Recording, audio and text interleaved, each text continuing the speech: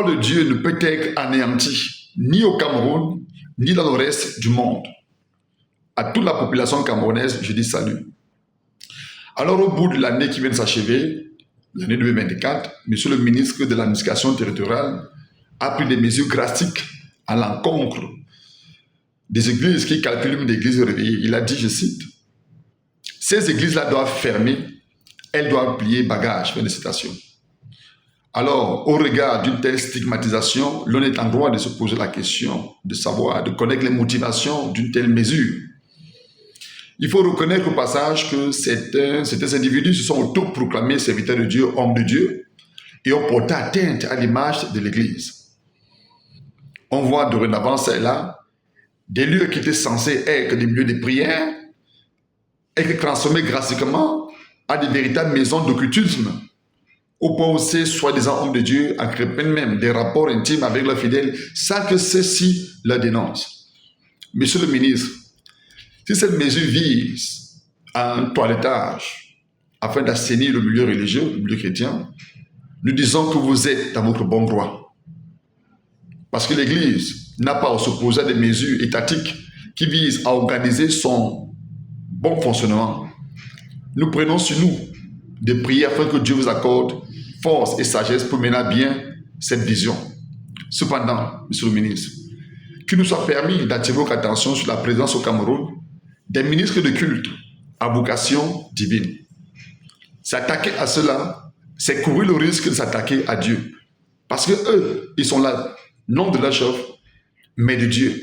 Et leur rôle porte sur, ou alors consiste à ramener le cœur du peuple à Dieu, y compris le vôtre. Monsieur le ministre, permettez-nous de faire une observation.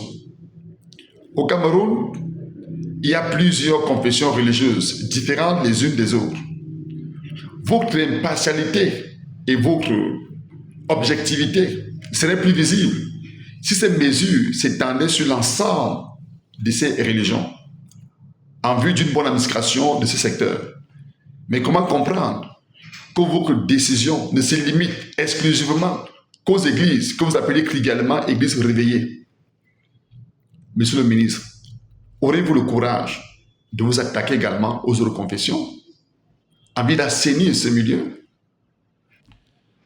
Monsieur le ministre, le principe du communautarisme religieux voudrait que les différentes communautés religieuses en place dans une nation cohabitent de façon pacifique, sans discrimination ou persécution. Le principe de la laïcité voudrait que l'État ne se mixe pas dans les choses internes de l'Église. S'il y a quelques dérapages, comme cela est visible dans toutes les communautés, le Cameroun est un état de droit. Il revient à la loi de faire son travail. Qu'une enquête soit menée par des OPJ, que les personnes concernées soient interpellées et remises à la justice. Monsieur le ministre, c'est l'occasion pour nous de rappeler à toutes fins utiles que l'on en ignore le caractère prépondérant de l'Église dans un pays. Le principe du multiculturalisme, tant prêché par le chef de l'État et souhaité de tous les Camerounais, est implémenté par l'Église qui est constamment plus près de la population. Ces églises dites réveillées, monsieur le ministre, prêchent l'obéissance, le respect des autorités et de la loi. Toutes choses qui doivent être considérées comme des atouts à préserver.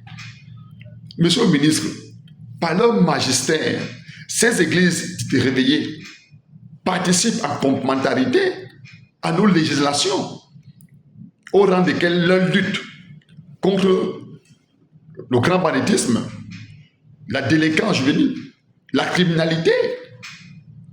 Je n'ai pas besoin d'évoquer quelques individualités de guérison, de soulagement, de restauration, le goût de revivre que ces gens prêchent à la population. Monsieur le ministre, j'en suis un témoin. Autrefois, j'étais moi un voyou. J'étais moi aussi un délinquant. La boisson, les alcools, je veux dire, les femmes et les marabouts, les mauvaises compagnies n'ont pas pu me recadrer. Il a fallu qu'au travers de cette église réveillée, ma foi en Dieu me ressaisisse. Et aujourd'hui, je suis intégré dans la société, non plus comme un voyou, mais comme un avocat au service du droit et de la justice de mon pays. Monsieur le ministre, Il convient de vous rappeler que la quasi-totalité des Camerounais vivent grâce à leur foi en Dieu.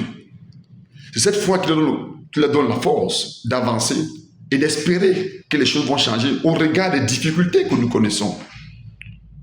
Monsieur le ministre, prendre sur vous de fermer à tout va ces églises et priver les Camerounais de cette foi, de leur foi, je vais dire, nous craignons qu'en voulant résoudre un problème, vous en créez un plus grand.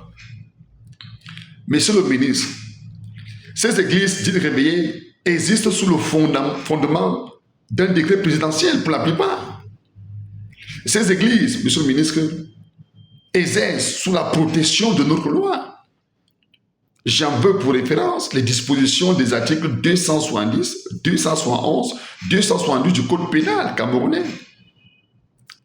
qui protège le ministre du culte et prévoit des sanctions assorties des dommages et intérêts contre toute personne qui outragerait un ministre du culte ou alors qui l'empêcherait d'exercer. Vous allez vérifier.